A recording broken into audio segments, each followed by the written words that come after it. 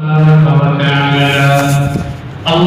الذي أنزل الكتاب بالحق والميزان وما يدريك لعل الساعة قريب يستعجل بها الذين لا يؤمنون بها والذين آمنوا مشفقون منها ويعلمون أنها الحق ألا إن الذين يمارون في الساعة لفي ضلال بعيد.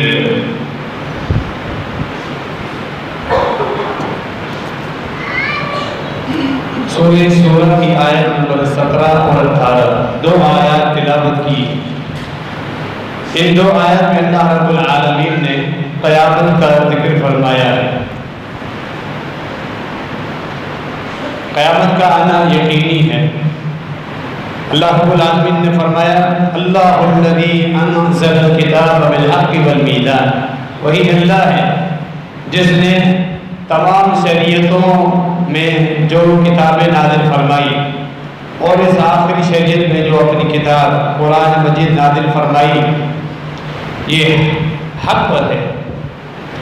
جو کچھ احکامات ہیں وہ حق پر مبنی ہیں.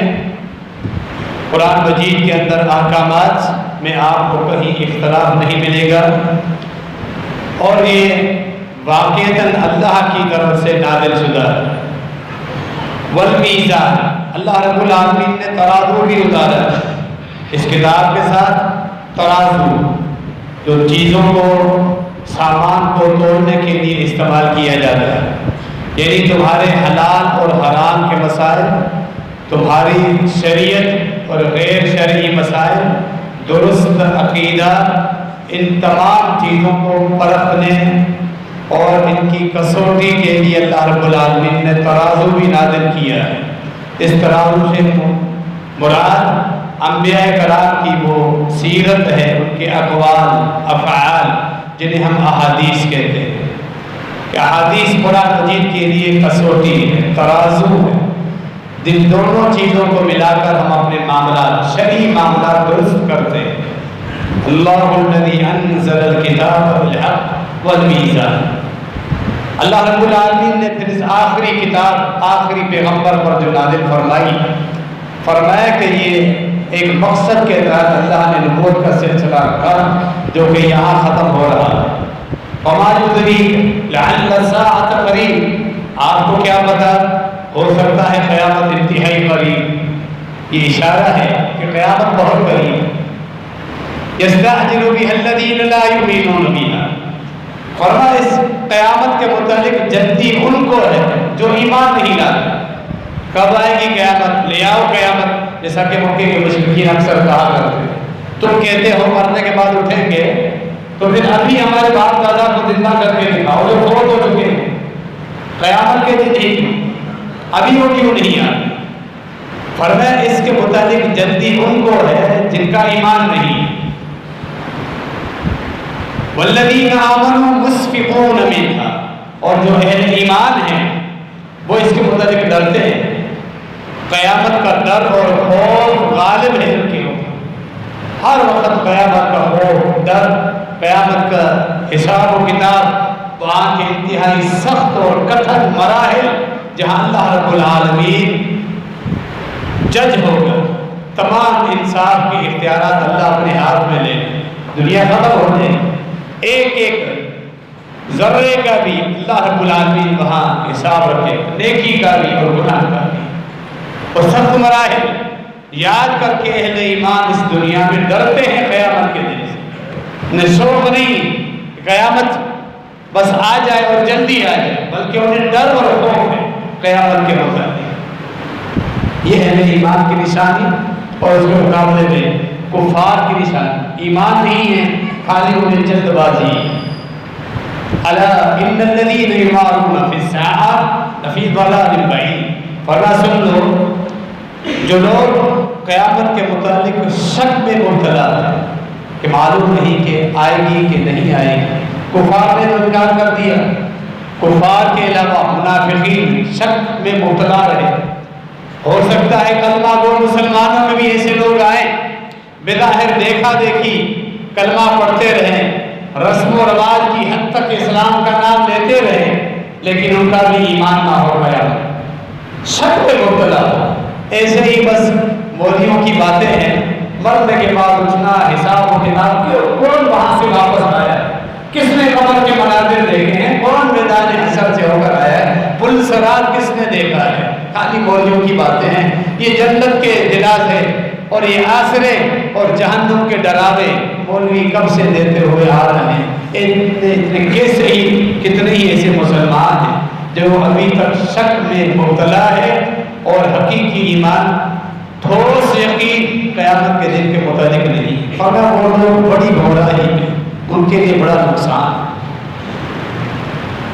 اللہ رب العالمین نے اس دنیا کو پیدا فرمایا ایک مقصد کے تحت، لِيَبْلُوَكُمْ أَيُّكُمْ أَحْسَنُ عَمَلًا، ہم نے تمہیں موت دی، موت بھی ہم نے پیدا کر کے رکھی ہے اس دنیا میں، اور زندگی بھی تمہیں عطا کی تاکہ ہم دیکھیں کہ تم میں سے اچھے اعمال کس کے، اچھے اعمال یعنی ہماری نازل کردہ شریعت کے مطابق کس کا عقیدہ ہے، کس کا دین ہے، کون نیکیاں لے کر آتا ہے، یہ مقصد ہے۔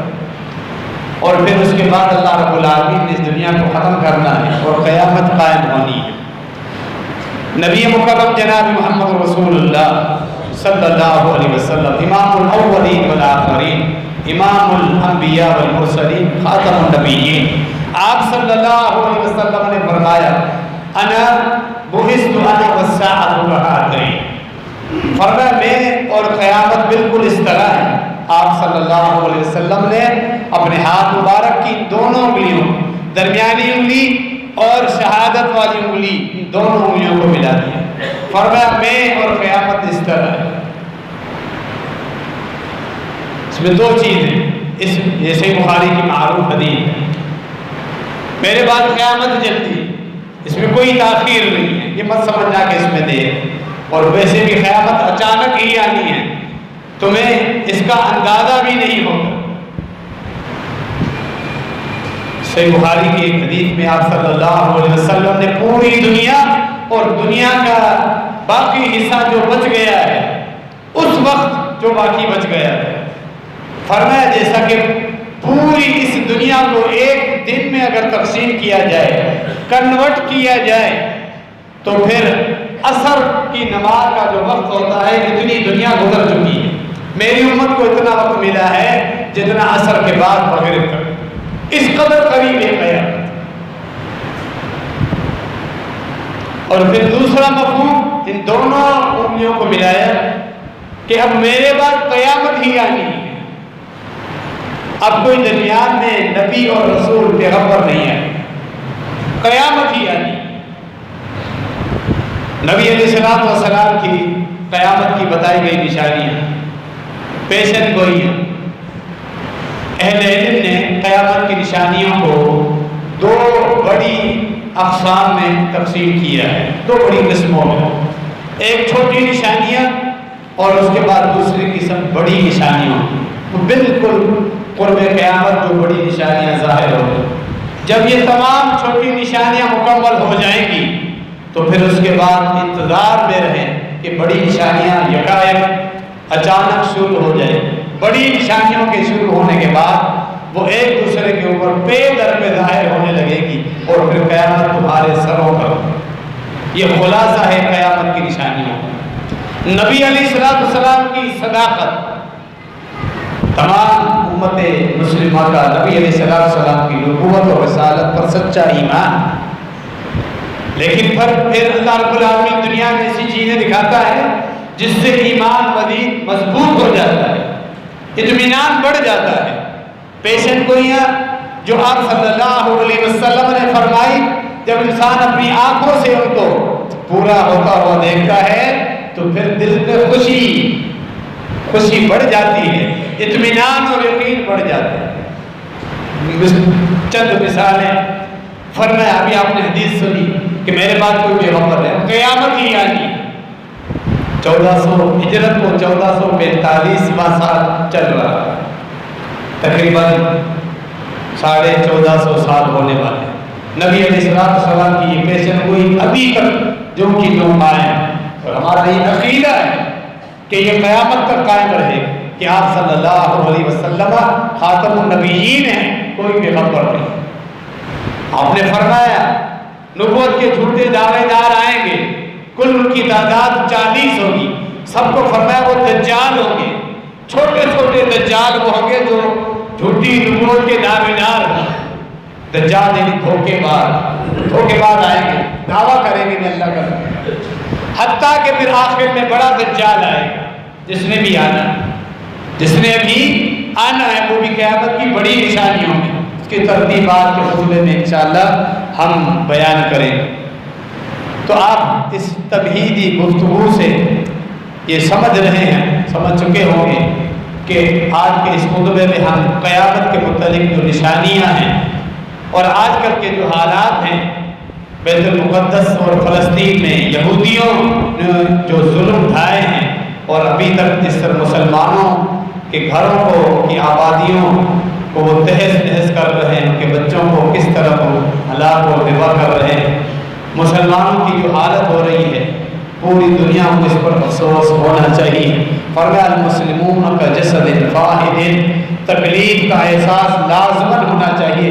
یہ ایمان کی ایک رمق، ایک علامت ہے کہ مسلمان تو ایک جسم کی مانند ہے، جسم کے کسی ایک عضو میں، پاؤں میں، ہاتھ کی انگلی میں، بازو میں تکلیف ہو سارے جسم میں تکلیف ہوتی ہے، فرمایا مسلمان تو اس طرح ہوتے ہیں۔ تو فلسطین کے جو حالات ہیں آئے دن ہر 5ویں 6ٹھے مہینے ہر سال 1.5 سال کے بعد یہودی اس طرح کے مظالم ڈھاتے رہتے ہیں فلسطینیوں پر، اور آہستہ آہستہ جو غزہ، فلسطین، بیت المقدس کا جتنا بھی علاقہ ہے وہ آہستہ آہستہ اپنے قبضے میں یہودی لیتا ہوا جا رہا ہے، یہودی وہ قابض ہوتا ہوا جا رہا ہے۔ یہ ایک پالیسی ہے، میڈیا میں کیا کچھ ہمیں دکھایا جا رہا ہے وہ الگ معاملہ ہے، حقیقت میں کیا کچھ ہو رہا ہے وہ الگ معاملہ ہے۔ مجموعی طور پر خلاصہ یہ ہے کہ وہ بڑا ظالم ہے اور فلسطینیوں پر بہت بڑے مظالم آج کل ہو رہے ہیں۔ فرمایا نبی علیہ السلام نے جو ہمیں حدیث سنی کہ میرے بعد اب کوئی پیغمبر نہیں آئے، ہمارا ایمان نبی علیہ السلام کی حدیث پر ہونا چاہیے۔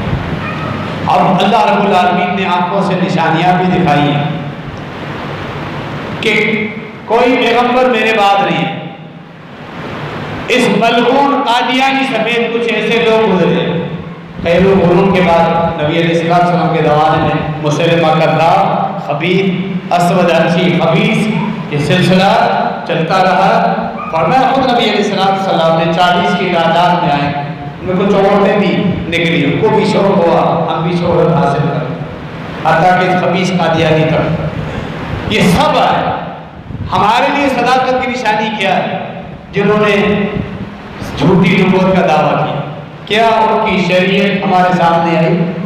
اللہ رب العالمین نے جو سچ نازل فرمایا قرآن اور اللہ کے رسول صلی اللہ علیہ وسلم کی احادیث، اصول حلال و حرام کے، عبادات کے اصول، معاشرتی اصول، حقوق العباد، اولاد اور والدین کے ایک دوسرے کے اوپر حقوق، پڑوسیوں کے حقوق، مسلمانوں کے آپس کے حقوق، خوشی اور غمی کے اصول، میاں اور بیوی کے حقوق، دونوں کو ایک دوسرے کے اوپر پوری شریعت مکمل، زندہ اور جاوید قرآن اور احادیث کی صورت میں محفوظ ہے، موجود۔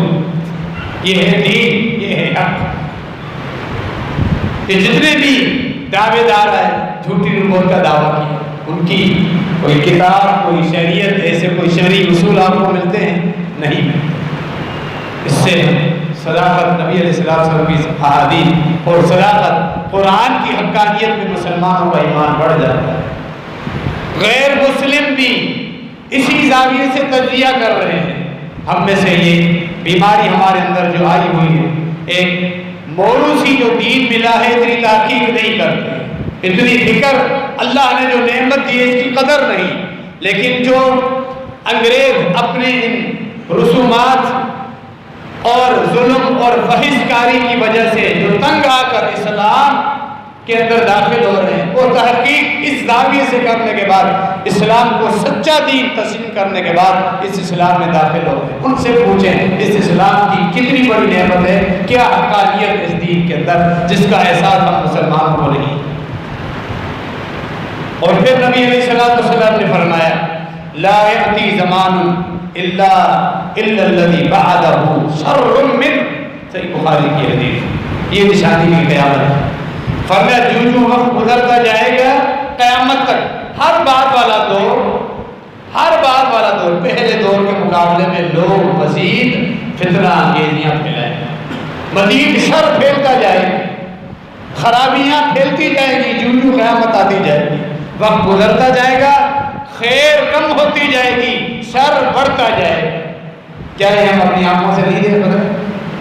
آپ نے صاحب خیر القرون میں جو سکون تھا، جو امن، اطمینان، شریعت پہ عمل، خواتین کے حقوق اور میدان جہاد میں دشمن کے خلاف سرحد پہ لڑنا، خلافت اور رعایا کے حقوق، اللہ کے گھروں کی عبادت، توحید، یہ ساری چیزیں تھی، آہستہ آہستہ کم ہوتی جا رہی۔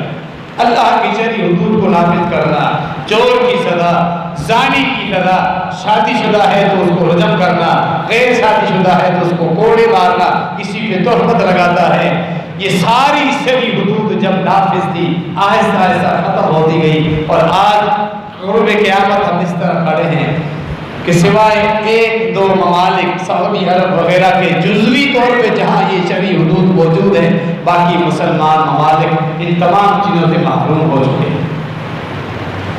جو یہ برکتوں کا سبب تھا،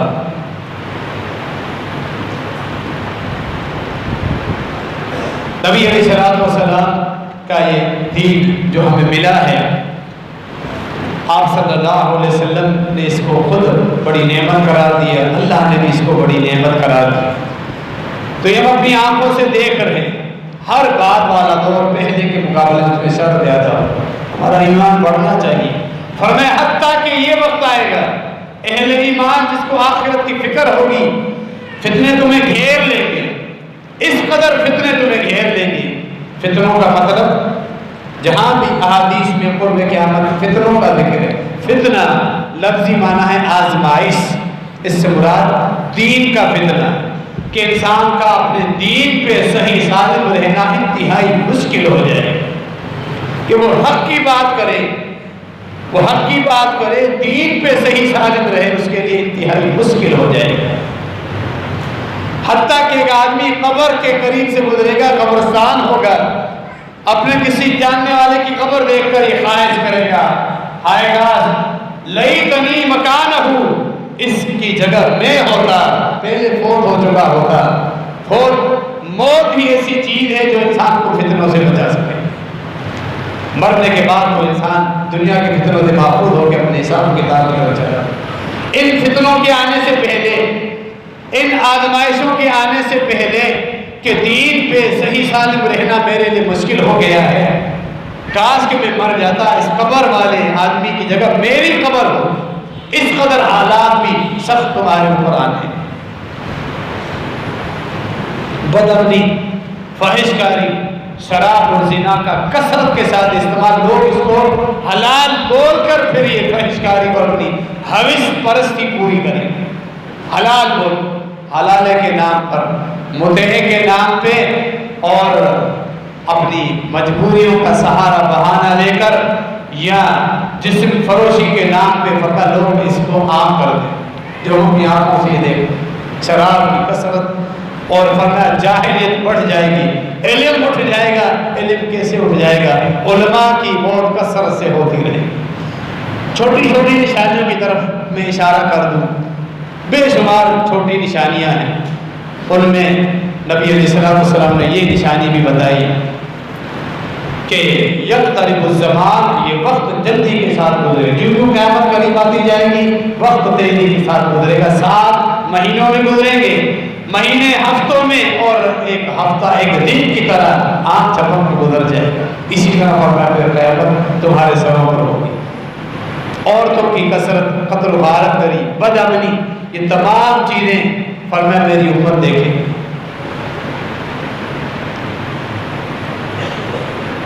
فرمایا نبی علیہ السلام نے قرب قیامت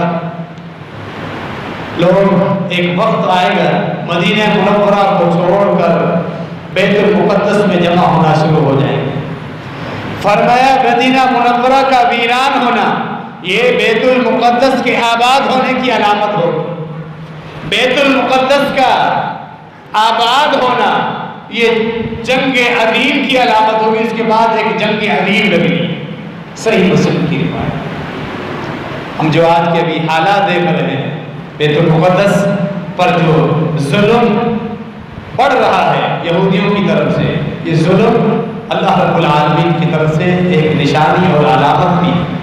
اللہ رب العالمین نے قرآن میں سورہ بنی اسرائیل میں، نام ہی سورت کا سورہ بنی اسرائیل، جس کا دوسرا نام سورہ الاسراء، پہلی آیت میں اللہ رب العالمین نے نبی علیہ السلام کو جس میں اطہر سمیت جو اسراء اور معراج کا شرف عطا فرمایا، اس آیت میں اس سفر کا ذکر اللہ رب العالمین نے جہاں اس بیت المقدس کا ذکر ہے، مسجد اقصیٰ کا، پھر مسجد اقصیٰ میں جو رہائشی تھے اس وقت یہودی، اللہ رب العالمین نے ان سے جو خطاب فرمایا تھا وہ موجود قرآن مجید آج بھی گواہ ہے، اس میں قرآن مجید کی صداقت بھی۔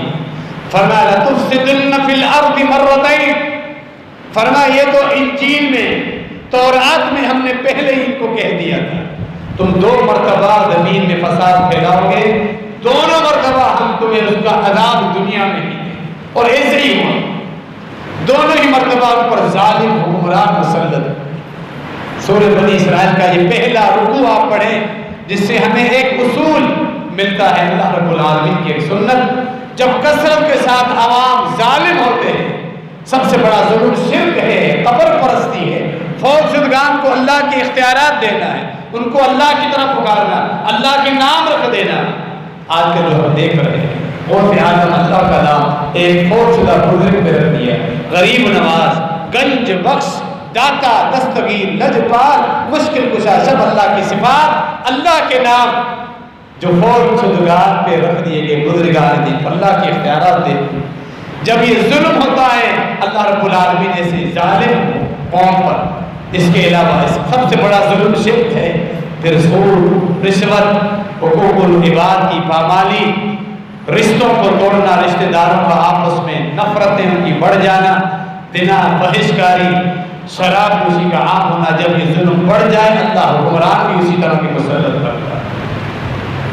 یہ جملہ کو اکثر سنتے رہتے ہیں، حکمرانوں کو توپتے رہتے ہیں، کوستے رہتے ہیں۔ حقیقت حکمرانوں کی اصلاح جب ہوگی جب پہلے ہم اپنی اصلاح کریں۔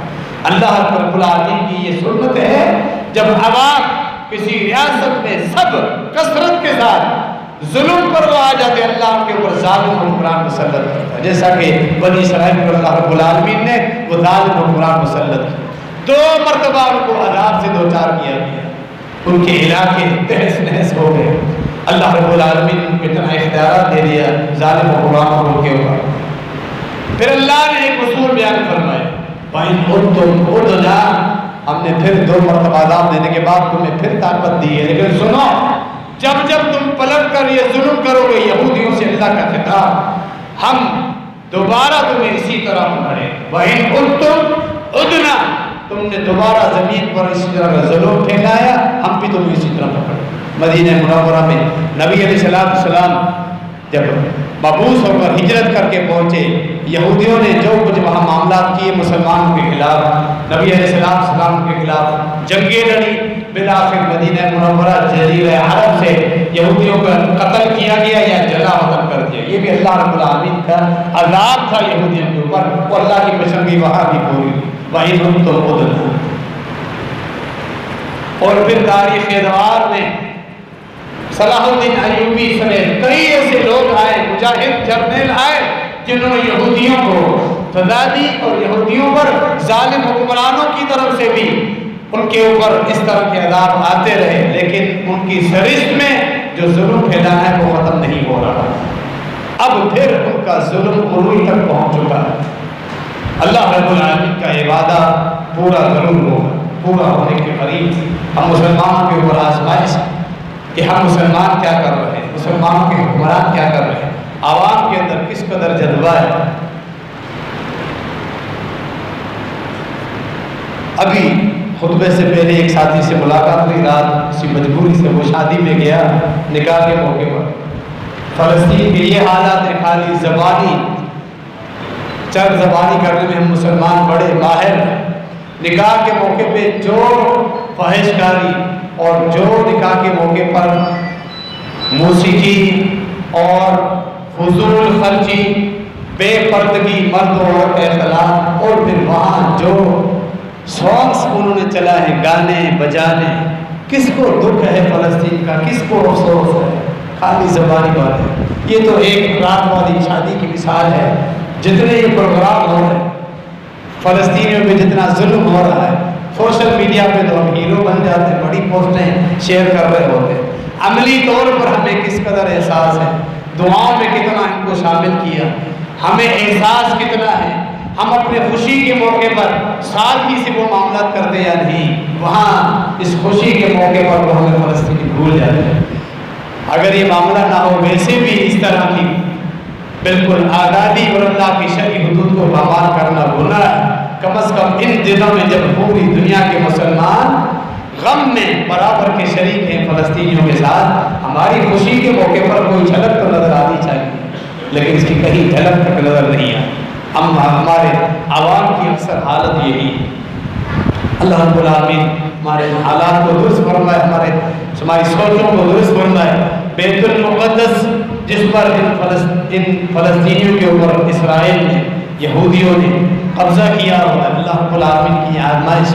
اللہ رب العالمین نے مسلمانوں کا یہ قبلہ اول بنایا، بے شمار فضیلتیں ثابت، مسجد اقصیٰ کی، بیت المقدس کی بے شمار فضیلتیں ثابت۔ بنیادی فضیلت کیا یہ کم ہے، ہم مسلمانوں کا یہ پہلا قبلہ ہے، قبلہ اول جو آج ان یہودیوں کے قبضے میں۔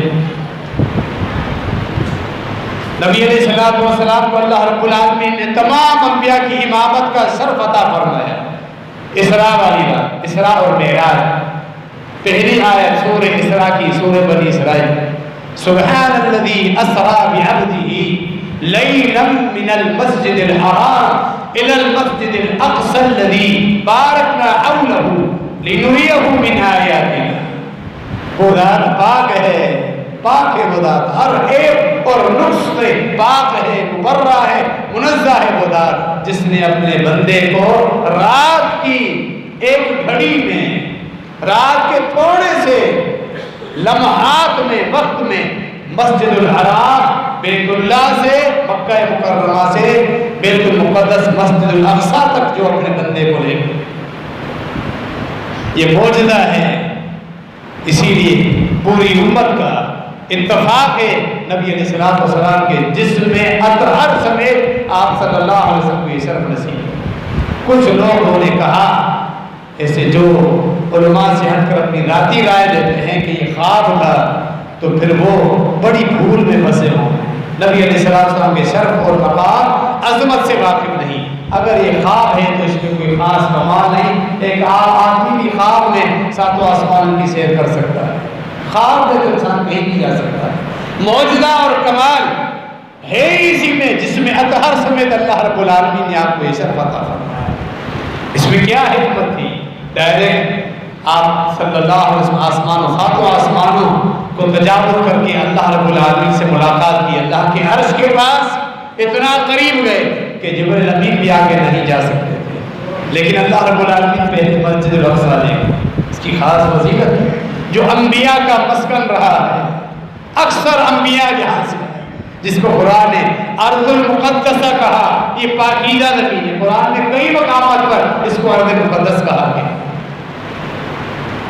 وہاں نبی علیہ السلام نے تمام انبیاء کی امامت کرتا ہے۔ یہ معجزہ ہے، انبیاء سے ملاقاتیں عالم ارواح میں ہوئی، حقیقت میں موجود تھے، یہ اللہ جانتا ہے، اللہ کا علم ہے، ہمارا ایمان ہے۔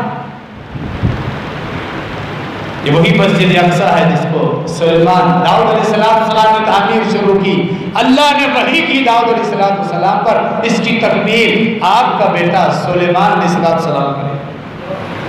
تکمیل جب ہوئی، ابن ماجہ سنن نسائی کی روایت، نبی علیہ السلام نے فرمایا بیت المقدس کی تکمیل ہوئی۔ داؤد علیہ السلام، سلیمان علیہ السلام نے بیت المقدس کی بنیادوں کو اوپر اٹھایا، بنیادیں پہلے کسی پیغمبر نے رکھی ہوئی تھی۔ اس میں جو تفسیری قرآن کی تاریخ اس میں اختلاف ہے، آیا آدم علیہ السلام نے خود بنیاد رکھی یا نوح علیہ السلام نے بنیاد رکھی یا کسی اور پیغمبر نے؟ بنیاد پہلے کی رکھی۔ سب سے پہلا گھر اللہ کا کعبۃ اللہ، ابراہیم علیہ السلام سے پہلے آدم علیہ السلام نے بنیاد رکھی، جس پر تفسیری اقوال کا اتفاق، بنیادیں اوپر کی ابراہیم علیہ السلام اور اسماعیل علیہ السلام۔ اس کے بعد دوسرا گھر بیت المقدس، مسجد الاقصی، دوسرا دنیا میں اللہ کی عبادت کے لیے جو گھر بنا، مسجد بنی، وہ مسجد اقصی۔ صحیح بخاری میں روایت واضح موجود ہے۔ درمیان میں دونوں کی بنیادیں اوپر کرنے میں ابتدا میں 40 سالوں کا وقفہ ہے، 40 سال۔ سلیمان علیہ السلام جب تعمیر مکمل کر چکے، اللہ رب العالمین سے 3 دعائیں، سنن ابن ماجہ، سنن نسائی، 3 دعاؤں میں سے فرمایا نبی علیہ السلام نے 2 دعائیں تو پوری ہوئی، قرآن میں موجود، فرمایا مجھے امید ہے تیسری دعا اس کا ذکر نہیں لیکن ضرور پوری ہوئی۔ نبی علیہ السلام کی یہ بات ہی کافی ہے۔ ایک دعا یہ تھی، اللہ تیرے بندوں کے معاملات میں جب میں کوئی بھی فیصلہ کروں وہ فیصلہ تیری شریعت کے مطابق۔ قرآن میں آپ واقعات دیکھیں، احادیث میں بھی واقعات ملتے ہیں، سلیمان علیہ السلام کے فیصلے اللہ رب العالمین کو توفیق دی، ہمیشہ اللہ کی مرضی اور اللہ کے ارادے، اللہ کی شریعت کے مطابق ہی فیصلہ۔ اللہ نے دعا قبول کر، جب بھی فیصلہ کروں تیرے بندوں کے درمیان وہ فیصلہ تیری شریعت کے مطابق۔ دوسری دعا، اے اللہ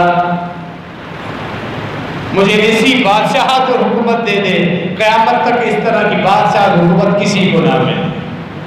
فرمایا نبی علیہ السلام نے، اللہ نے دونوں دعائیں قبول۔ اسی لیے صحیح بخاری میں واقع آتا ہے، ایک مرتبہ آپ صلی اللہ علیہ وسلم رات کو تہجد پڑھ رہے تھے، ایک خطرناک سرکش جن آپ صلی اللہ علیہ وسلم پر حملہ کرنے کے لیے آتے۔ فرمایا میں نے اس سے لڑائی کی نماز کے دوران ہی میں نے اس کو پکڑ لیا، وہ میرے پورے قبضے اور کنٹرول میں آئے۔ میں نے چاہا کہ میں اس کو مسجد نبی کے ستون کے ساتھ باندھ لوں، صبح کو سب اس کو دیکھتے، اس شیطان کو، جن کو، اگر میں اس کو باندھ دیتا مجھے پھر یاد آ گئی اپنے بھائی اللہ کے پیغمبر سلیمان علیہ السلام کی دعا، رب هب لی ملکا لا ينبغی لأحد من بعدی انک انت الوہاب۔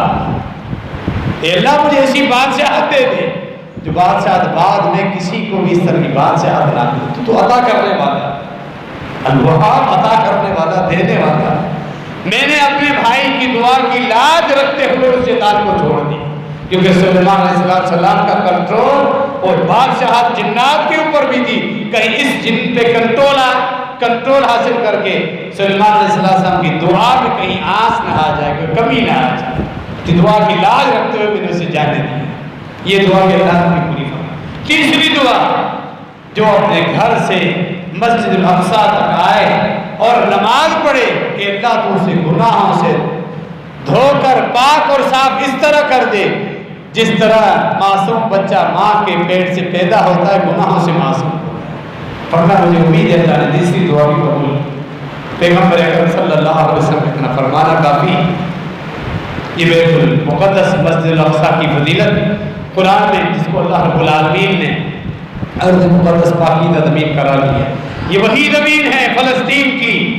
سیدنا موسیٰ صلی اللہ علیہ وسلم پر وفات کا وقت آیا، یہ انبیاء کا خاصہ تھا، وفات کے وقت فرشتے ان کو بتاتے تھے آپ کا وقت، آپ نے امانت، شریعت، نبوت، رسالت پوری کر دی، اب اللہ کی طرف سے آپ پر موت کا وقت ہے، چاہے تو مزید رہیں، چاہے تو اللہ کے ساتھ آ کر ملاقات کریں۔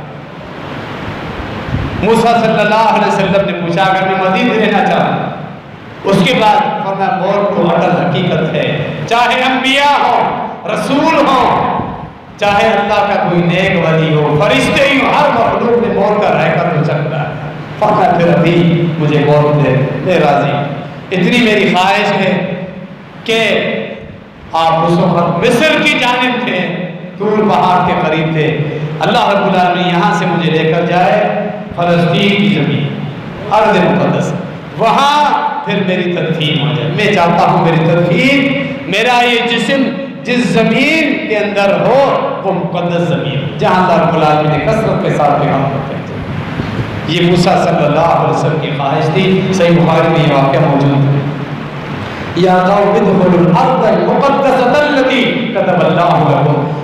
اپنی زندگی میں بنی اسرائیل کو جب فرعون سے نجات ملی, لے کر جا رہے تھے, اللہ نے وعدہ کیا تھا کچھ لوگ ان سے جہاد کرنا ہے. اس کے بعد آگے کہا میری قوم آگے داخل ہونا ہے اس پاکیزہ زمین میں جو اللہ نے تمہارے کو لکھ دی ہے. وہ پاکیزہ زمین کیوں ہے؟